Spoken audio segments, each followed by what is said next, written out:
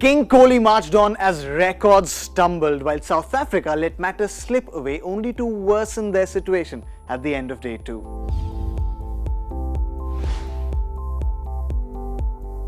Virat Kohli and Ajinkya Rahane resumed from overnight to continue batting without really a lot of fuss. The runs were coming, although Rahane was a little circumspect, but the runs were flowing for Virat Kohli. Those creamy drives, those flicks off his leg side, there was no worry in the world for Virat Kohli out there. The two soon brought together a century stand, after which Rahane scored his individual half-century. He couldn't really carry on from there as Maharaj accounted for his 100th wicket in the form of the Indian vice-captain.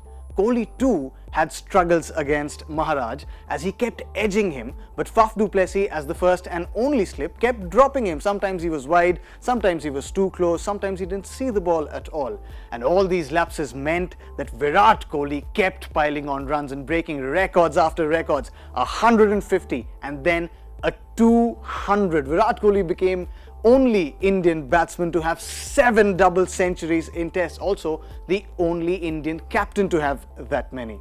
A testament to how committed Virat Kohli is to the game came in the 142nd over, where on the third ball, Ravindra Jadeja wanted him to take a double.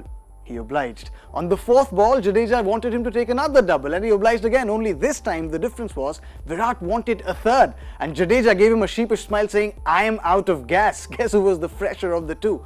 South Africa though did have Virat Kohli. Muthuswamy was bowling, Faf du Plessis caught him finally in the slips only to realise that Muthuswamy had overstepped. Post which both Jadeja and Virat Kohli stepped the foot on the accelerator, scored in excess of 8 runs per over in the final session, and once Jadeja was out, India declared their innings at a mammoth 601 for 5. And just to highlight how bad things have been for South Africa with the ball in this series, our numbers man Deepu crunched these.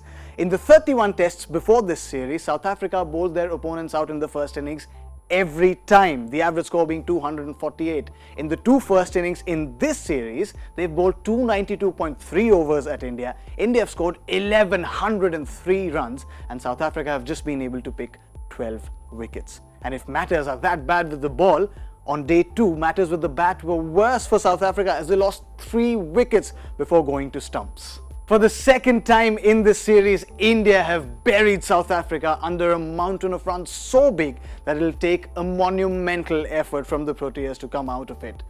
Will they? Day 3 has all the answers.